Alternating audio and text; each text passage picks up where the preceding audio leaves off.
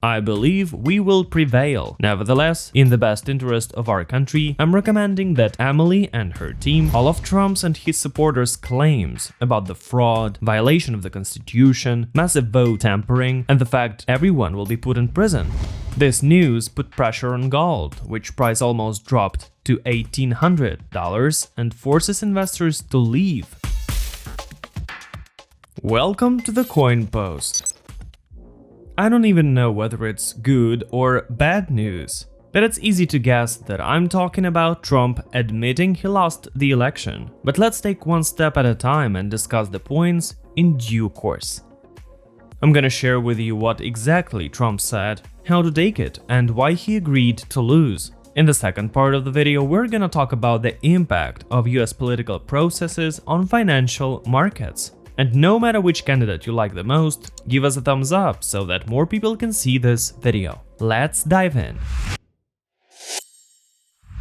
To make sure there's no questions and no comments like "it's fake news," here's the link to Donald Trump's Twitter, where he wrote this: "I believe we will prevail. Nevertheless, in the best interest of our country, I'm recommending that Emily and her team do what needs to be done with regard to initial protocols, and have told my team to do the same."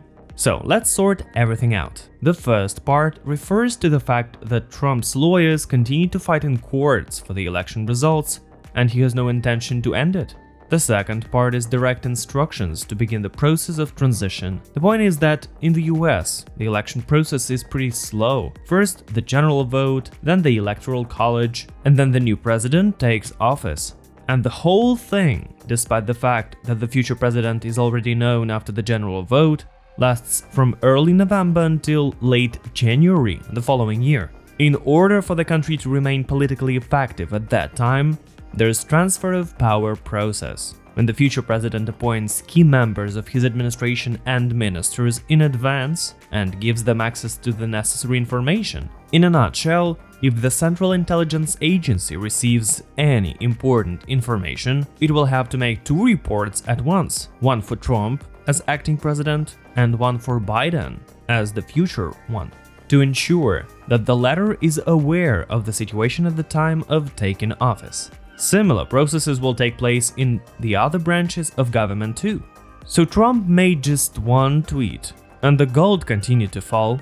Investors went from high-priced to low-priced stocks, but we'll talk about that a little later. And now, let's figure out whether Donald surrendered or the election's still open.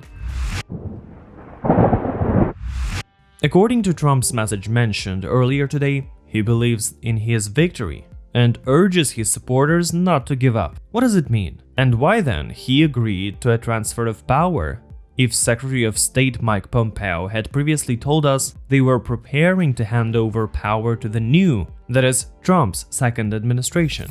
What's changed since then? All of Trump's and his supporters' claims about the fraud, violation of the Constitution, massive vote tampering, and the fact everyone will be put in prison have so far remained just statements.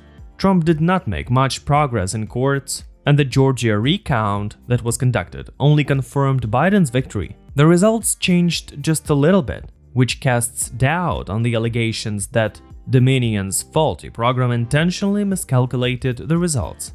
Now, Donald's headquarters are trying to grasp at another legal challenge, according to which the Electoral College should be appointed by the state legislature. Thus, they intend, to say the least, ignore the vote results and appoint their electors to vote for Trump instead of Biden. Very few experts believe he could succeed, nor did they believe in his previous attempt to retroactively change the rules for the vote count after the election. And I'm pretty sure that they pressure him within the Republican Party, and that's what triggered the transfer of power.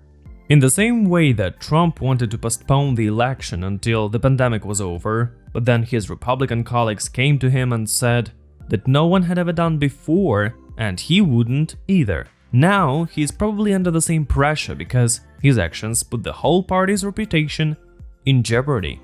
Earlier in my videos I told you about Donald's way of negotiating, when he would confuse his opponent with a complete rejection of dialogue, and then would begin to make concessions. He He could pull off this stunt as many times as he wants, and I'm not gonna be surprised if his claims to win on Twitter continue.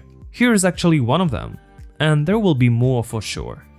In fact, the transfer of power is underway, so the odds of a black swan called the US political crisis are low. What it means, I'm gonna tell you at the end of the video. In the meantime, I'm gonna ask you to support me and share this video. It's gonna be really cool if we could get 100 likes or more. Another vaccine has arrived. It's the product from AstraZeneca with a very strange efficacy, 70 or 90% depending on how it's used. But perhaps more importantly, the United States has good economic data and they promise to start vaccinating people from December 11th. This news put pressure on gold, which price almost dropped to $1,800 and forces investors to leave IT giants and buy oil, tourism, finance, industry, and other companies. And with Trump's announcement of the transfer of power, this trend will be increasing, because a possible political crisis in the US could actually crash the stock market, which would affect the rest of the world too. Now, we have even more reason to believe that this will be the most scandalous transfer of power, but it will still happen, and Trump will leave the White House to the blatant claims of the election fraud. However, there is a chance that in 4 years' time, he'll try to come back and play the same card again. So, in the long run, we can expect former players on the market who chose to cash out and wait while America decides on the next president, which gives good hope for a successful Santa Claus rally this year. Hence, the Goldman Sachs' prediction that the S&P 500 index goes up to 3,700 by the end of the year seems quite plausible. Support this video and share it on social media to let your friends know the latest news. And don't forget to subscribe to the channel to join the best YouTube community. And that's it for today. Thanks for watching. It's the CoinPost channel. Subscribe and get enlightened.